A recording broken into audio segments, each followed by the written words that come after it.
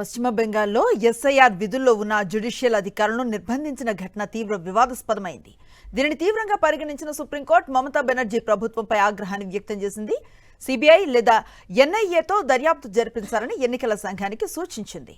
బెంగాల్లో ప్రతి ఒక్కరూ రాజకీయ భాషే మాట్లాడుతున్నారని సిజేఐ అసహనాన్ని వ్యక్తం చేశారు. తప్పు ఎవరు చేస్తున్నారో తమకు తెలియదనుకుంటున్నారని ప్రశ్నించారు. తెల్లవారుజామున 2 గంటల వరకు పరిస్థితిని పర్యవేక్షిస్తూనే ఉన్నారని సిజేఐ వ్యాఖ్యానించారు.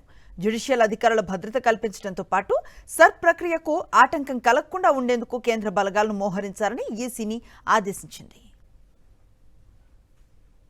ఓటర్ల జాబితా ప్రత్యేక సమగ్ర సవరణ పేరుతో పెద్ద ఎత్తున ఓటర్లను తొలగిస్తున్నారనే ఆరోపణలతో బుధవారం మాల్దా జిల్లాలో ఆందోళనలు జరిగాయి. ఈ క్రమంలో సర్ విధుల్లో ఉన్న 7 జ్యుడిషియల్ అధికారులను దాదాపు 9 గంటల పాటు ఆందోళనకారులు నిర్బంధించారు.